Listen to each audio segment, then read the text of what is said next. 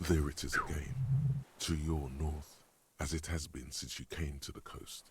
The reeds whisper, stalks rubbing against each other, but then, in the middle of it, What? something completely different. It sounds like a bow, very slowly being drawn against the strings of a violin. A very small violin, made of reeds and rushes. Maybe there is room for 3 on the boat. Shh. Kim, do you hear that? What? What are you talking about? Is this really us? Your skin crawls.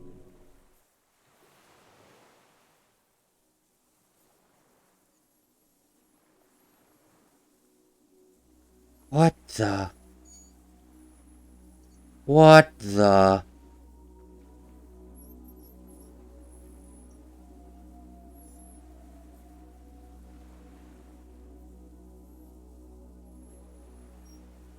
A delicate tangle of arms and legs unfolds from the reeds, limb by limb, to then just stand there, moving its scythe-like arms in ghostly silence. I just got chills. It's still there, an unfolding mechanism of reed-like chitin, hovering in place. What is that? What are you talking about? The old man yells at the reeds, then at you.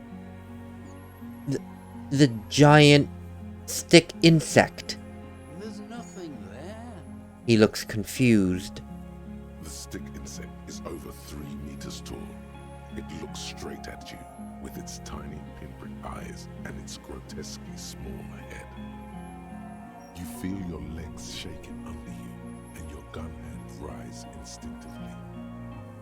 No, there is. I see it. Tell me what you see, damn it. I can't make out one small thing in the reeds. Kim, can you see it? I can see it. 4 simple words, thank God. If he can see, then you're not insane. But that means it's really there, spinning slowly, in absolute silence, its limbs long and slender. Be very, very careful. The lieutenant whispers, then takes a step towards the giant arthropod.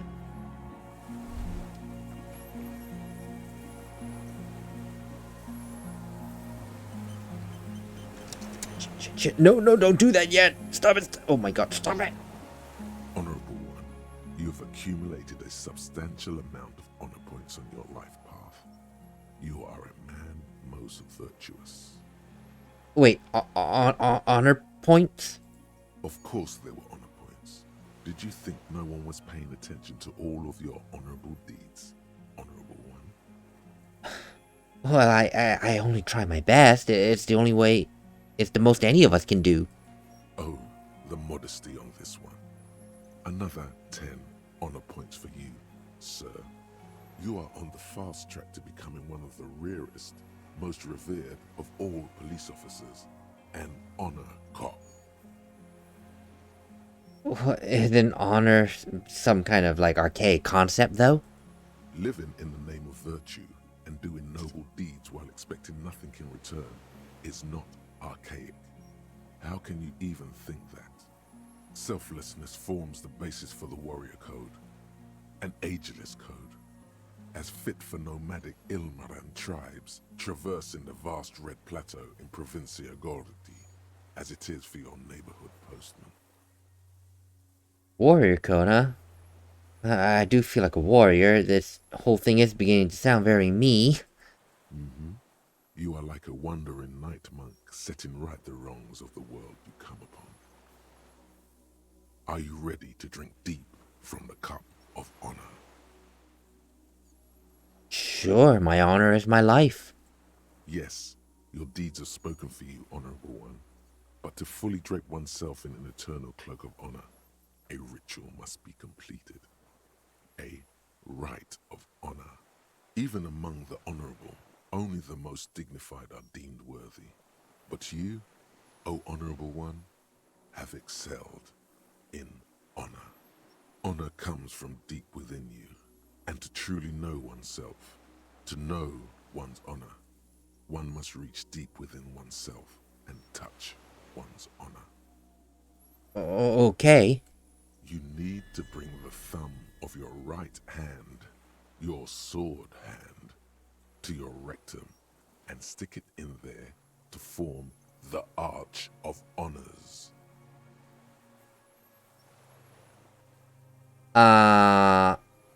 Excuse me? It was all sounding good, but you're crazy if you think I'm just going to stick a finger in my ass in public. If we're in private, it's a different story, but public? No. No hell way. Most dishonorable are those who have known honor, carried honor in their hearts, and then disowned honor. They are the honor fallen. You brought much shame on your family today. Your name will forever be tarnished by this most shameful of deeds. Be forever banished, shameful one. Why would I want to stick my...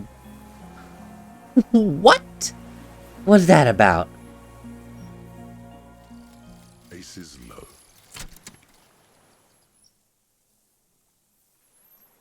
For the rest of the world, the aces low is just some cool Revachol thing, politically neutral. In Revachol, it still holds revolutionary connotations. Also, have you looked at Lieutenant Kitsuragi's clothes? He wears a bomber jacket, just like the ones worn by aerostatic brigades. And those cargo pants look like they could fit tools for hot fixing your burning aerostatic. You should ask him about this. Really? Oh, not bad. I got 2 empathy and 1 esprit corps. That's not bad at all. You know, it's kind of funny. We're at the end and I'm getting all these, like, last checks. It's kind of strange. But I also got a... Oh my god. $70 for this bolt-action 4.46 caliber Triangong. It's a poor man's sniper rifle. While not the most reliable of firearms, it is relatively precise due to a very manageable recoil, thus allowing the shooter to take multiple consecutive shots first. This particular piece is missing a scope. What? It's missing a scope? But you always look through a scope.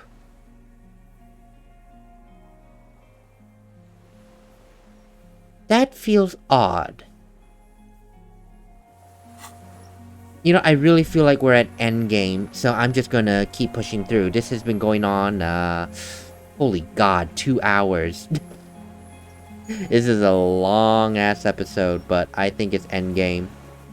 Let's see what this thing is. What the heck is this? Really? I didn't think it would exist. The creature stands on long stilt-like legs, antennae hanging from its head like a woman's hair, white and curled at the tips. It is no more than 5 steps away from you. Reed-like tufts stick out of its joints. As the insect moves its forearms, it produces a faint hiss, like a reel-to-reel machine spinning after the tape breaks. The hiss is different from the strings you heard before. It says something else in a lower pitch. Let's approach it carefully. Slowly, with your breath held, you take 2 small steps toward the Phasmid. The creature lets out a series of ultrasonic clicks that swarm around your head like swallows. Those clicks just gave me more shivers. Jesus. Sweat drips from your brow, soaking your chest. You reek of it, your chemicals. The tracheal system on the creature's abdomen expands in front of you to take in and expel air. It's smelling you.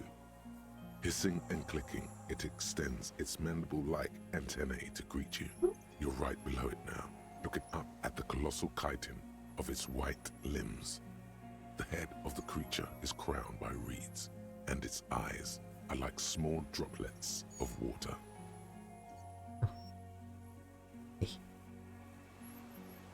Kim, take the picture. Okay. With a slow ring of metal, the lieutenant slides the lens open and raises it to eye level.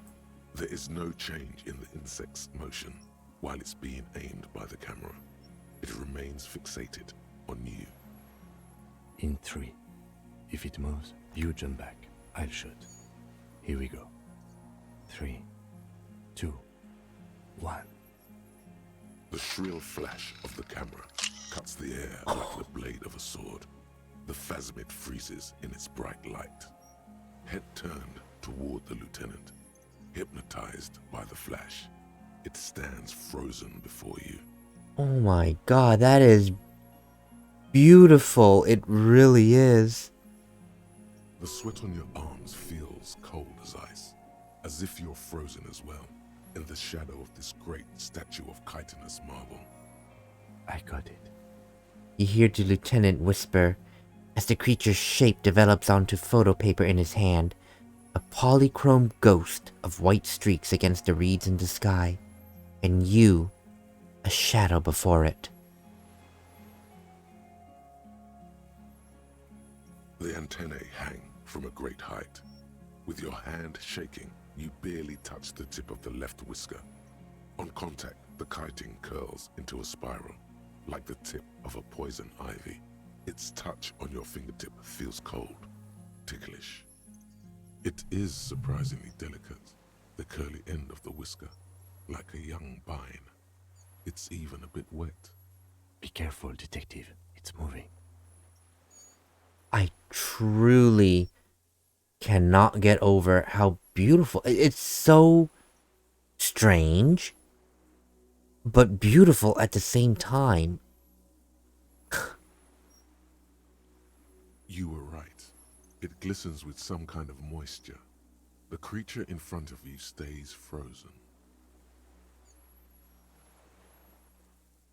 The limb before you is incredibly light, like eggshell. It's much lighter than a reed. You feel a soft push could tip the creature over. Its hollow exoskeleton collapsing. Warning! A sudden shiver passes the limb. Looks like the creature is awakening, wave by wave from its stupor. Some sort of countdown process is happening. That's all you have time to think. Oh, we're going. We're done. Another shudder pulses through the creature's limbs. It jolts back to life, like a record continuing where it left off, in a swaying, praying motion. Even the small black pearls of its eyes do not stray from you. Hi. The insect stops its stridulation, seeming to observe you. Below its crown of reeds, little pinprick eyes detect motion, glittering. The world stands still around you. Suddenly, there is silence. As you do, the invertebrate comes to life, its limbs moving independent of each other, as if each has a mind of its own. They are white, like stalks of porcelain, knitting above you, praying to you. Don't pray to me. I'm nothing. The reed creature does not stop its stridulations. It towers above you, parting the reeds it emerged from. Tuft-like structures still rustle on its joints. Perhaps it is preparing to eat its god. It's smelling me. Maybe it is real. The pheromone. The lieutenant's mouth is agape.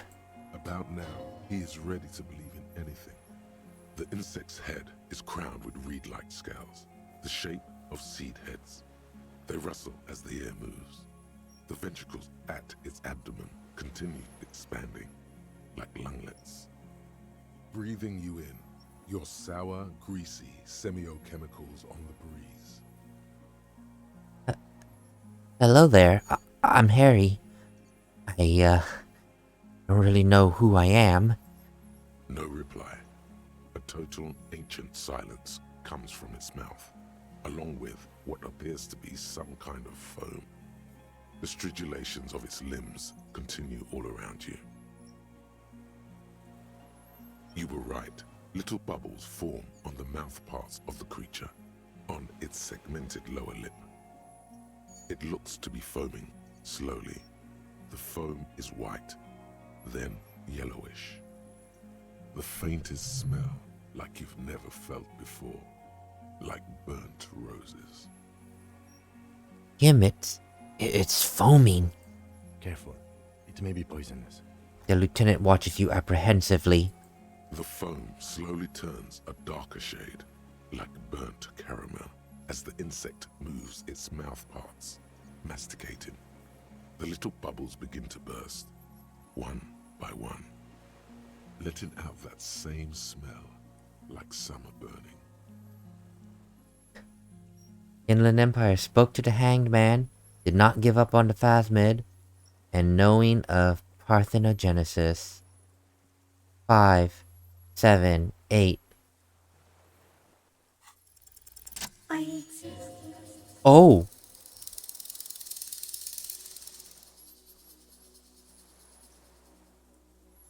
I exist too. Tell me what it's like for you. It's like fire burning. Fire? Where? On the horizon, a pale fire. This thing we're both sensing it's coming to an end. That is your problem. Nothing ever ends for me. There is only room for 2, maybe 3 pictures in my mind. For me, it is a series of half-lit images, a kind of darkness being intruded upon, transient, dim, moist. Intruded by what? Shapes of plants and animals, and internal sensations. A swarm of sounds, tiny vibrations on the inside of my forearms. All speak of complexities totally beyond my understanding. I am at the end of a narrow funnel, weightless, so light it only feels like something to be me. In truth, perhaps I'm nothing. I certainly do not have a soul, and if I did, it would never burn.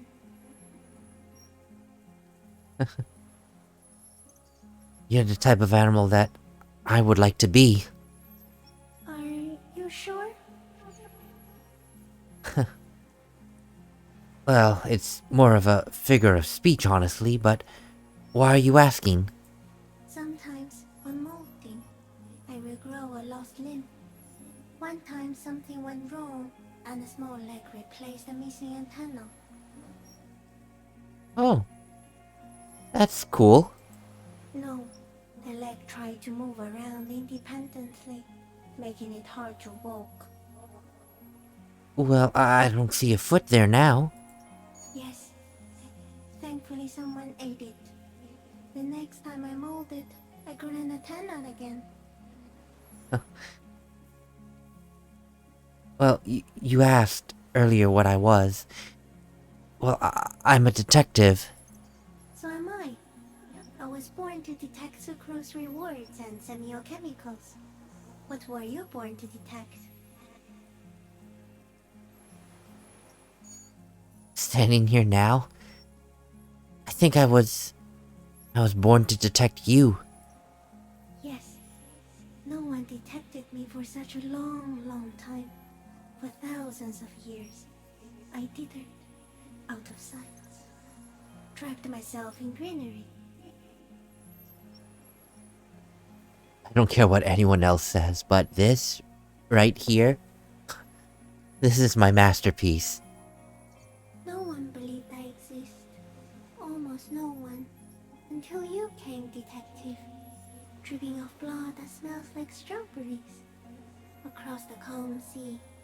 The first in 1,000 years.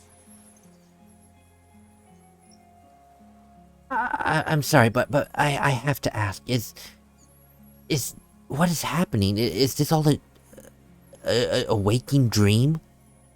No, you're awake. I am real. harming me. This is real. Then where does this all come from? All of this around us, the world? Not even the birds know that. Not even the water lily.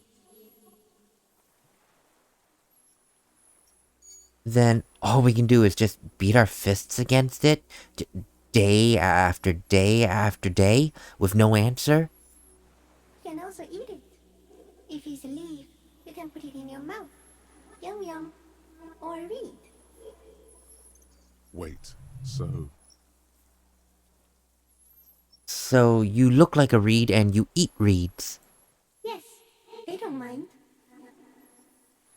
Have you ever accidentally eaten another reed, Phasmid? Yes, I once cloned myself and ate the little ones. It was winter, and I woke up at the wrong time. It was an accident. Of course. But what exactly are you? I am an unknown species of the order Phantasmodia, endemic to the Insulindian Insula. For the last 350 years, I have hidden in plain sight, masquerading as the reeds, molding, cloning myself, unfolding at night to play with trash bins and boys. I went unnoticed by the first settlers and the land surveyors of the suzerain, also by the soldiers of the revolution and the officials of the occupation. Even the Seminoles Islanders who came here first, but did not stay, have not seen me. I have stayed hidden through 4 forms of government and 2 scientific revolutions, until I was accidentally discovered by a detective of the citizen militia in Rebelshaw, district of Martinez, March 51. Was. I mean, true, it only happened a matter of minutes, but past tense? Interesting. But also quite insane. No, you are. The moral of our encounter is, I am a relatively medium life form, while it is you who are a total extreme madness. A volatile simian nerve system ominously new to the planet. The Pale too came with you. No one remembers it before you. The Nidarians do not. The radially symmetrics do not. There is an almost unanimous agreement between the birds and the plants that you are going to destroy us all. Wait, so are you saying that the Pale is human-made? It is a nervous shadow cast into the world by you, eating away at reality. A great, unnatural territory. Its advent coincides with the arrival of the human mind. But I don't have that kind of power. You're a violent and irrepressible miracle. The vacuum of cosmos and the stars burning in it are afraid of you. Give me enough time, you will wipe us all out and replace us with nothing. Just by accident. But how? We suspect it will be something like the oxygen holocaust that wiped out anaerobic life 2.6 billion years ago, when organisms first started breathing. Only much worse. Wait, I have to read this again. Wait, the Pale is man-made?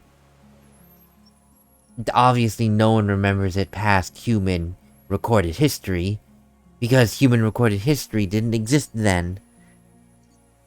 The Pale is a nervous shadow cast by humans that eats away at reality. An advent that coincides with the arrival of the human mind. A violent... So... the Pale is a creation by humans, a byproduct of progression? Because the Pale consists of memories of the distant past, and people drawn to the distant past that is the Pale, start to slowly go crazy. An anchor to the past, a wealth of knowledge throughout history, and yet no one person could ever truly absorb all that information without losing their minds. The Pale is as old as the first known recording of human history. The Pale is the world's history in physical form. And very few people are able to maintain themselves while within the presence of the Pale and being assaulted by memories and truths of the past. That's what I take out from this, from what the Phasmid is telling us. Instead of air, you exhale thoughts. There are no trees that eat thoughts. Worse how? Everything your eyes touch goes back there, behind the nose mirror. What if you blink? Are we still here? Please don't blink. What if you misplace us all one day, or just forget? Have I always thought this way? No, you're only thinking it now. This is a revelation. I suppose, but what if I want to blink? Just to simply undo 12 billion years of matter expansion. Simian Butcher. Soon, one of you will close your eyes and open them to see that none of this ever existed. That is an existential crisis statement if I ever heard one. That we are all living a lie. Matrix! That's the best way I can describe it here. It's like the Matrix. Everyone has their eyes open, except not really. They see what's in front of them, but not the truth that extends beyond what's in front of them. And sooner or later, someone is going to truly open their eyes and see the world for what it really is. Just like the Matrix. I don't know why I suddenly came up with that comparison, but I'm glad I did. That is a good way to simplify what I'm thinking. Kim, am I having a violent epileptic seizure? It doesn't look like that, no. Then what does it look like? You're just staring at it. Then I might be having a vision. A vision about the final fate of mankind. Okay. Is it somehow related to the case? No, I told you what it's about. Our fate. I think you should back away from the unstudied species now. Yeah, I think you're right, Kim. Well, I have to say goodbye now. No more thoughts, that's it. No, there is one more.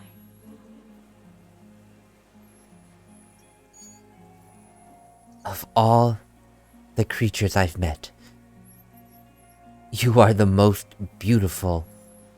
Thank you. I also have one more thing to say to you. That woman, turn from the ruin. Turn and go forward. Do it for the working class.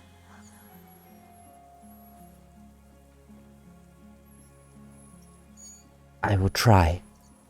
She was middle class. It doesn't take a 3-meter stick insect to tell you that.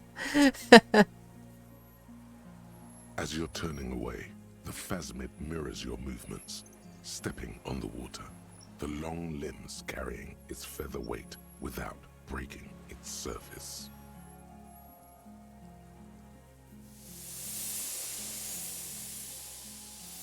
That is so amazing.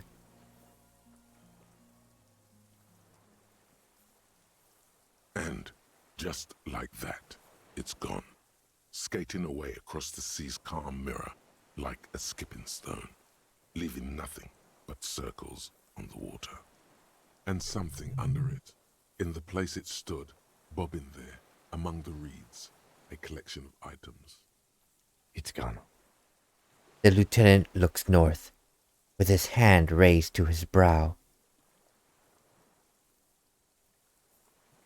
What's that in the reeds? Looks like a nest of some sort. We should have a look. Sure. And also, it can walk on water? Apparently, yes. Like a water strider. Only, I've never seen anything like that in my life. So what now? What now? The old man behind you repeats suddenly. He's put his hand into the ash. It's dirty and black. Our suspect is not looking so good. We need to check on him. Yeah, we definitely should, but my God.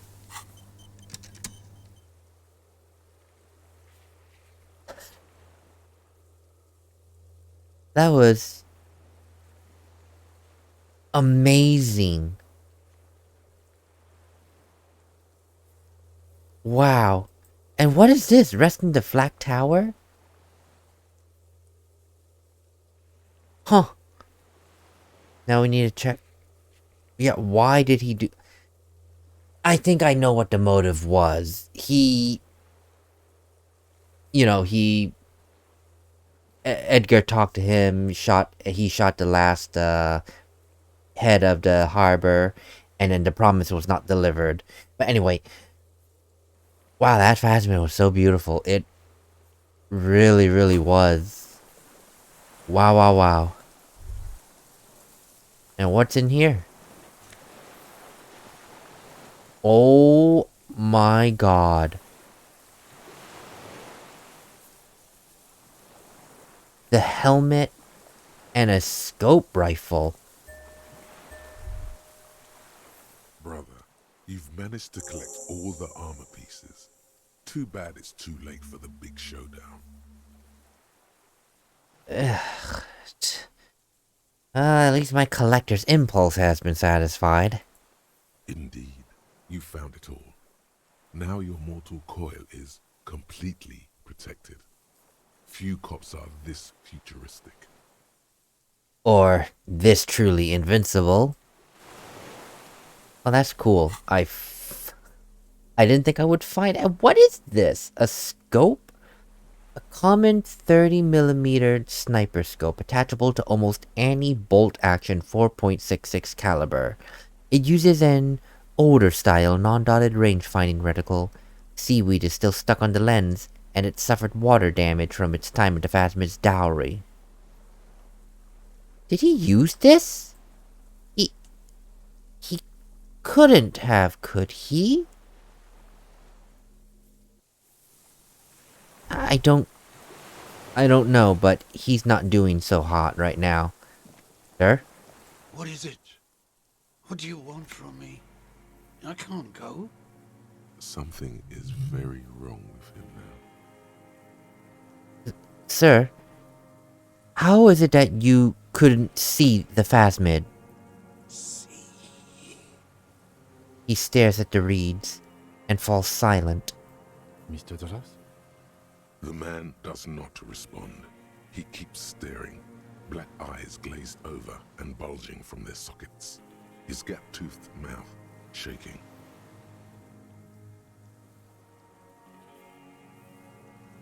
A light shiver passes him, followed by nothing. His hands are trembling, and he breathes slowly. He's going into some kind of psychomotor immobility. The good news is, this solves our transportation problem, doesn't it, Mr. Doras? The trembling mouth appears to sigh. Between this and the broken tire he's used for a boat, I think it's safe to leave him here, while we go and get help. It will need to be medical first, I'm afraid. What happened to this man? Old age and shock. He looks at you. Him. Then you. Old age and shock. Yes, yes. The appearance of the Phasmid in conjunction with the stress of the arrest. He spent his entire life here. For him to leave would be... He shakes his head.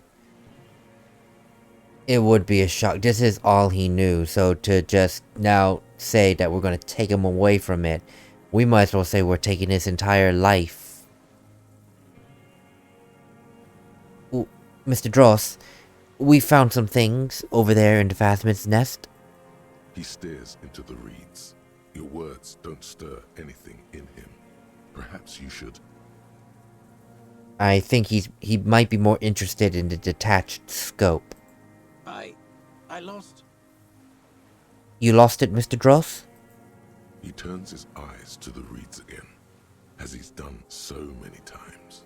Beige and white stripes. He lost the scope. Then it somehow made its way over there. With the help of a magpie Phasmid. The lieutenant observes the lens sparkle in your hand. This sight is a T9, Mr. Dross. Was it attached to the rifle when you made the shot? Silence. Not even a sigh. How about the helmet? Nothing. Just dull staring. Not even rage left, wherever he is. I wonder, is he affected by the pail?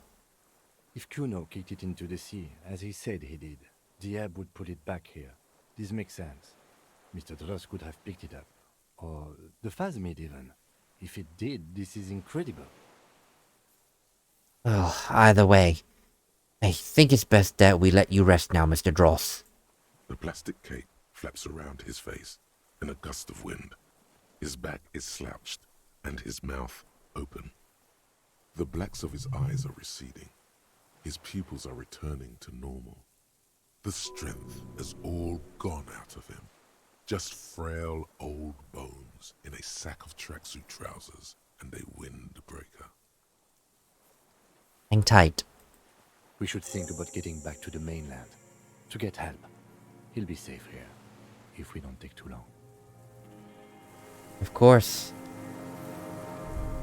Well, we're clearly not over yet. I probably did, depending on how it breaks up, 2, maybe 3 entire episodes in like one sitting. So, because there was no good place to stop it. So I probably will chop this episode up in pieces. Chances are probably 3 pieces, because I had to stop the video when the Phasmid came in, because including a break and a pause that I took in the middle of the video, which was still going, that video is 2.5 hours long. Put this in, now it's 3 hours long.